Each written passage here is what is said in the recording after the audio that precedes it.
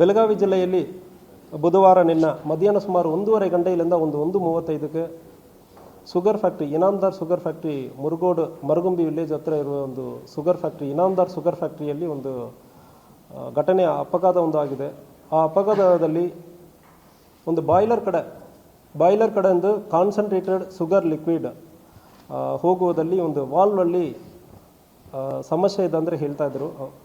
ಸಮಸ್ಯೆಯನ್ನು ಸರಿಪಡಿಸೋದಕ್ಕೆ ಸುಮಾರು 8 ಜನ ಅಲ್ಲಿ ಮೇಲೆ ಹೋಗಿ ಸರಿಪಡಿಸುವ ಪ್ರಯತ್ನ ನಡೆಸುವ ಸಂದರ್ಭದಲ್ಲಿ ಅಲ್ಲಿ ಮುಂಜಾಗ್ರತೆ ಸರಿಯಾಗಿ ತಗೊಂಡಿಲ್ಲ ಕಾರಣದಿಂದ ಅಲ್ಲಿದ್ದ ಕಾನ್ಸಂಟ್ರೇಟೆಡ್ ಹಾಟ್ ಶುಗರ್ ಲಿಕ್ವಿಡ್ ಈ 8 ಜನ ಮೇಲ್ಗಡೆ ಚೆದರಿ ಬಿದ್ದಿತ್ತು.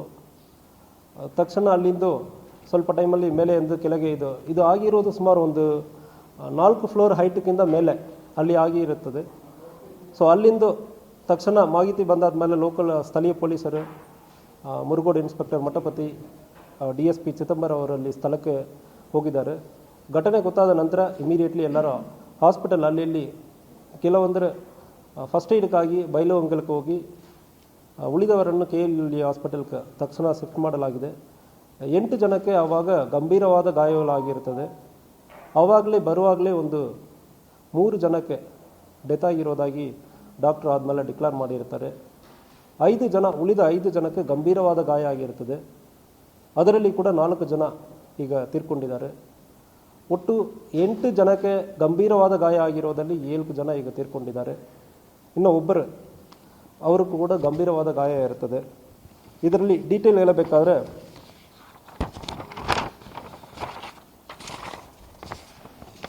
ಅಕ್ಷಯ್ ಸುಭಾಷ್ ಇವರಿಗೊಂದು 48 ವಯಸ್ಸು, ಇವರು ಬಾಲ್ಕೋಟೆಯವರು.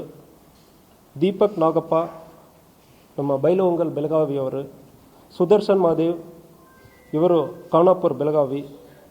ಮಂಜುನಾಥ್ ಮಡಿವಾಳಪ್ಪ ಬೈಲಹೊಂಗಲ್ ಬೆಳಗಾವಿ. ಮಂಜುನಾಥ್ ಗೋಪಾಲ್ ಇವರು ಅತ್ನಿ ತಾಲೂಕು ಬೆಳಗಾವಿ. ಗುರುಪಾದಪ್ಪ ಜಮಖಂಡಿ ಬಾಗಲಕೋಟೆ ಜಿಲ್ಲೆ. ಭರತೇಶ್ ಬಸಪ್ಪ ಇವರು ಗೋಕಾಕ್ ತಾಲೂಕು ಬೆಳಗಾವಿ ಡಿಸ್ಟಿಕ್. ಗಂಭೀರವಾದ ಗಾಯಪಡಿಸಿ ಈಗ ಆಸ್ಪತ್ರೆಯಲ್ಲಿ ಚಿಕಿತ್ಸೆಯಲ್ಲಿರುವವರು ರಾಘವೇಂದ್ರ ಮಲ್ಲಪ್ಪ ಇವರು ಬೆಳಗಾವಿ ಜಿಲ್ಲೆಯವರು. ಇವರಿಗೆ ಈಗ ತೀವ್ರ ಚಿಕಿತ್ಸೆ ICU ಯೂನಿಟಲ್ಲಿದ್ದಾರೆ. ಈ ಘಟನೆ ಸಂಬಂಧವಾಗಿ ನಮ್ಮ ಪೊಲೀಸ್ ಠಾಣೆಯಲ್ಲಿ ಆಲ್ರೆಡಿ FIR ದಾಖಲಾಗಿದೆ, ವಿಚಾರಣೆ ನಡೀತಾ ಇದೆ.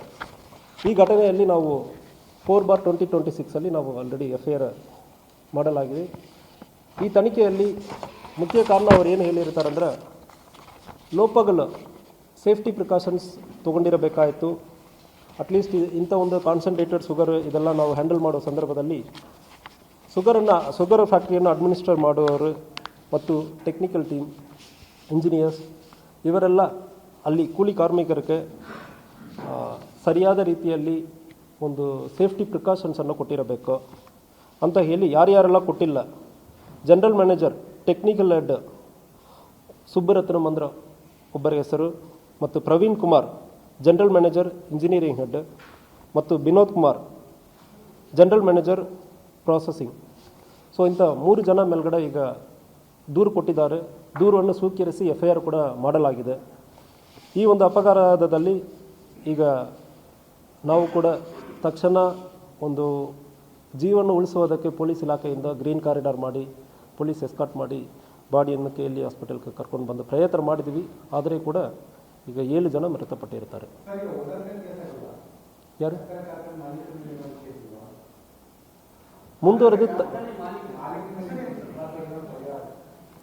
ಸೊ ಇದರಲ್ಲಿ ಪರಿಹಾರ ಬಗ್ಗೆ ಇನ್ಶೂರೆನ್ಸ್ ಇರುತ್ತದೆ ಮತ್ತು ಪರಿಹಾರ ಅದು ಫ್ಯಾಕ್ಟ್ರಿಯಲ್ಲಿ ನೆಗೋಷಿಯೇಟ್ ಮಾಡಿ ಏನು ಕೊಡ್ತಾರೋ ಅದ್ರ ಬಗ್ಗೆ ಡಿಸ್ಕಸ್ ಮಾಡೋದಿಲ್ಲ.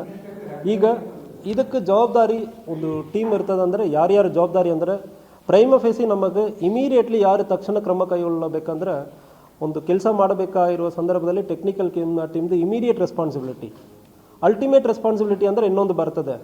ಸೊ ಅವ್ರದ್ದು SOP ಇಂತಹ ಒಂದು ಘಟನೆ ಆಗುವ ಸಂದರ್ಭದಲ್ಲಿ ಯಾವ ರೀತಿಯಲ್ಲಿ ಅವರು ಏನೇನು ಪ್ರಿಕಾಷನ್ಸ್ ತೊಗೊಂಡಿರ್ತಾರೆ, ಸೊ ಅವ್ರು ಏನೇನು SOP ಇರ್ತದೆ, ಅವ್ರ SOPಯಲ್ಲಿ ಯಾವುದು ಬೇಜವಾಬ್ದಾರಿತನ ಮತ್ತು ಯಾವುದೇ ಪ್ರಿಕಾಷನ್ಸ್ ಬೇಸಿಕ್ ಪ್ರಿಕಾಷನ್ಸ್ ಅಲ್ಲಿ ಅವರದ್ದು SOPಯಲ್ಲಿ ಯಾವುದು ಇಲ್ಲಂದ್ರ ಸಂದರ್ಭದಲ್ಲಿ ತನಿಖೆಯಲ್ಲಿ ಕಂಡುಬರುವ ಸಂದರ್ಭದಲ್ಲಿ ಉಳಿದವರ ಮೇಲೆ ಕೂಡ ನಾವು ಕಾನೂನು ರೀತಿಯಲ್ಲಿ ಕೈಗೊಳ್ತೀವಿ.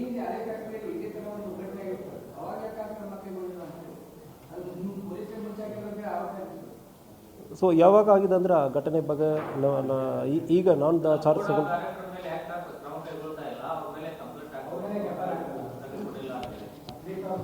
ಈಗ